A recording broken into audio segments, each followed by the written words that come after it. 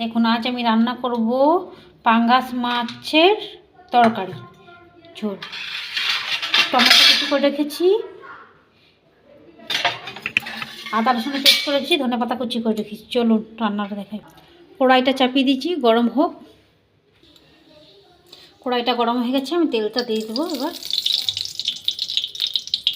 সরষের তেলে রান্না করবো আমি মাছটা। আমার তেলটা গরম হয়ে গেছে, একটু নুন দিয়েছি তেলটার মধ্যে। মাছটা ফাটবে না কেন,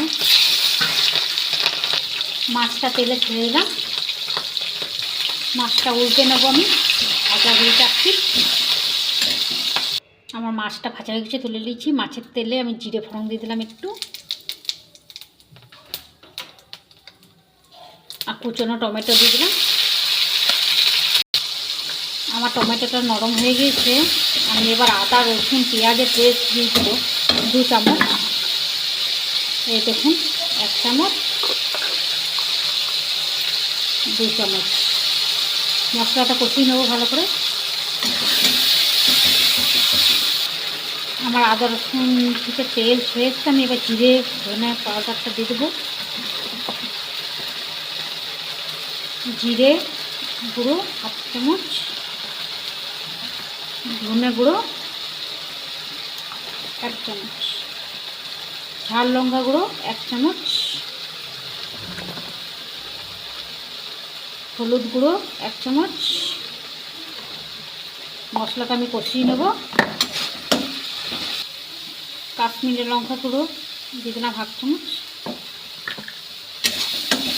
মশলাটা তেল ছাড়া দিয়ে আমরা একটু কষিয়ে নেব, তেল ছাড়বে।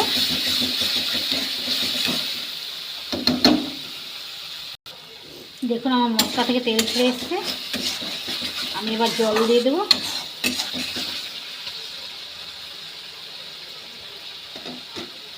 এক বাটি জল দিয়ে দিলাম।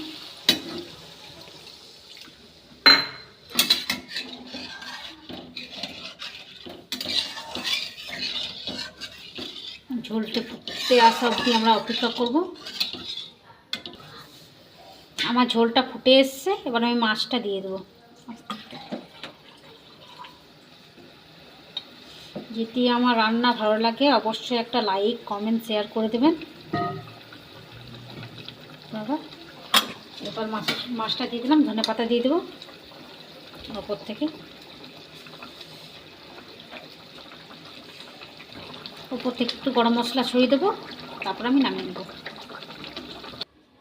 দেখুন আমার সুন্দর পাঙ্গাস মাছের ঝোলের রেসিপি রেডি।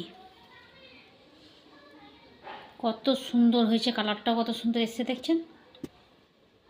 আপনারা অবশ্যই একবার বানাবেন।